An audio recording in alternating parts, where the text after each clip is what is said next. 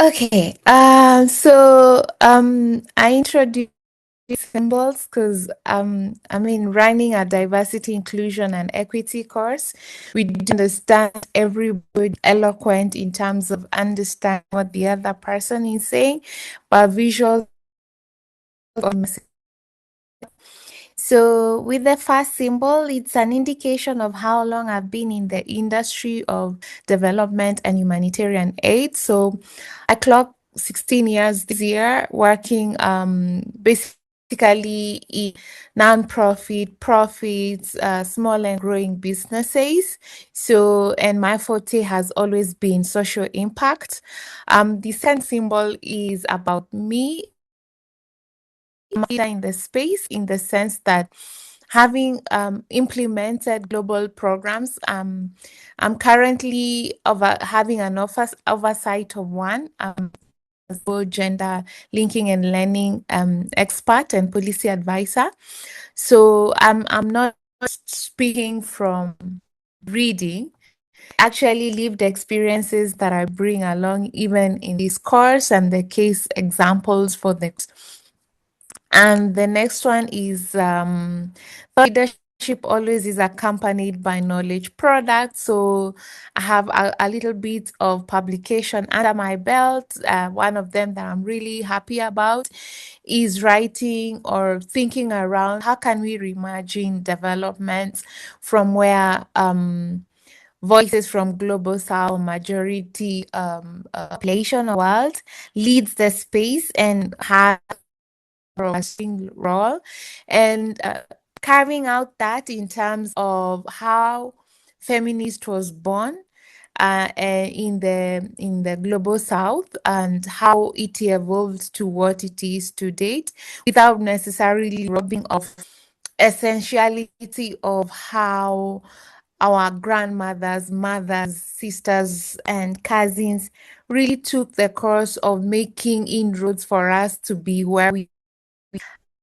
Other one, I would love to say I'm that missing puzzle when it comes to organization and legal aspects, the policy bit. So I do really enjoy doing policy advocacy work. So and that really gives me that kick in the sense that it bridges the work that we call the enabling environments.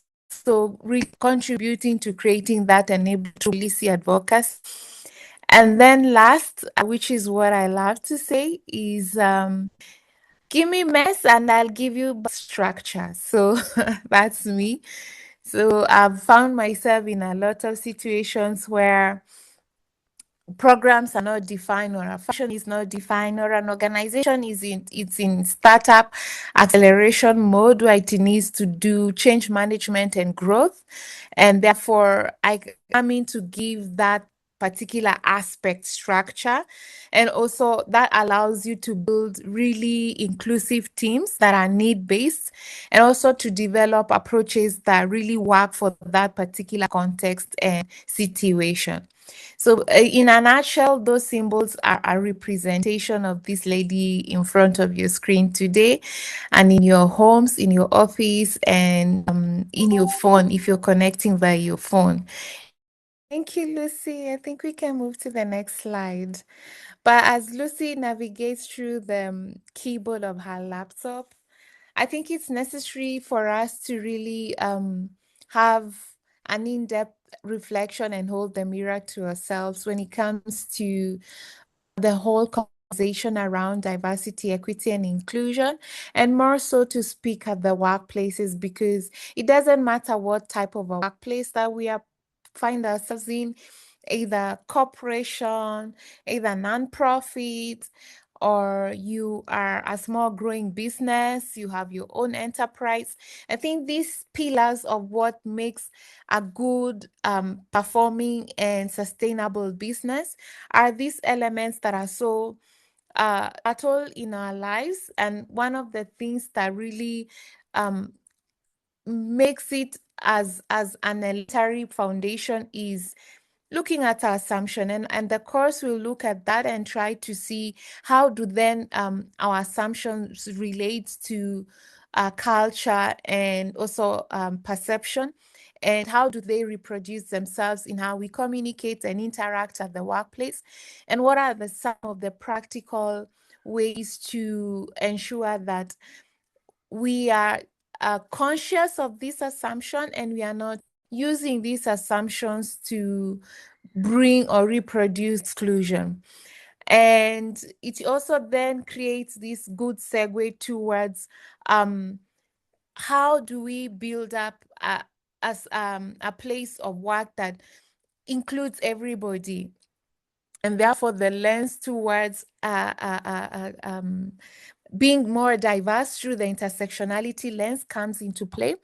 And we are going to really how do we create these cultural inclusive and not exclusive workplaces when we really do center around intersectionality, not only as a lens, but also as an approach towards arriving to diversity and inclusion. And we're going to look at different elements here and there. And so then it then brings in the question of the most difficult part. How do we create organizations that are going to be there for the next generation who are really at that right now struggling with different issues at workplaces, be it psychological or diversity, be it physical elements that are different from the current generation. So as we continue moving and as organizations continue evolving, we are seeing the talent pool of people coming in through applications. They are very, very diverse. So we're going to look at a couple of those elements. And Lucy, next slide. But I think we also have to be practical and also factual about the realities of life, because some of these things are invisible. They are so invisible because they are so embedded in our cultural norms, in the DNA and the values of every organization, even as small as an organism called the family unit. So we are going to also acknowledge what are we working up against, and how do we then start a process of articulating these invisible elements, because it's only by articulating them then you start making accommodations and then thereafter action plans towards closing some of these gaps, or even better yet, coming up with an improvement roadmap. And this course, we are going to look at also some of these challenges and how to overcome that. Next slide, Lucy. So having worked in the space and also me being the like that very acquisitive gentleman on the previous slide, I started wondering, is how can this be done? How can this realistically be done and into taking into account that not all organizations have adequate or ample, or their resource envelope is not as elastic as it were. For every organization to be in this rhythm, we are doing DEI every other day. We have money to invest, we have people, we have time. So I developed what I call a building block approach, where the first three phases are preliminary phases towards DEI, and they encompass trying to be more aware, trying to understand what the organization is about. And then after that, then we can start reimagining what would we like out of this organization. From there, then we take on those other three elements.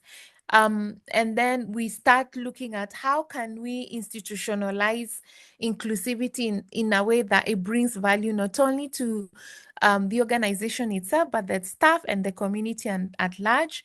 And then from there, how do we make it the DNA of this particular organization, be it whatever size and magnitude that it is. And then you go back to renewing of the process, because for every organism, it goes through this cyclic of you get there, you want to apply the lessons learned so that you grow even more and more. So that's the thinking around it. There's a little bit of science in the building block approach, but at the same time acknowledging that relationships are cultivated over time and new ones crop up, and therefore bringing all this into the space, and then sort of curating a very practical approach towards DEI that is not so heavy based in terms of its linearity, but a practical approach that allows for nuances to happen in between the processes. And I think the discussion that we'll have, and I hope that you'll be joining me for the course, will be such invigorating to a point that we can even make the building block approach even better with your input, with your experience, and also with dialogue and engagement from others. So that is all about the course, and that's basically it for now. In case you have any question, please feel free to put it in the chat.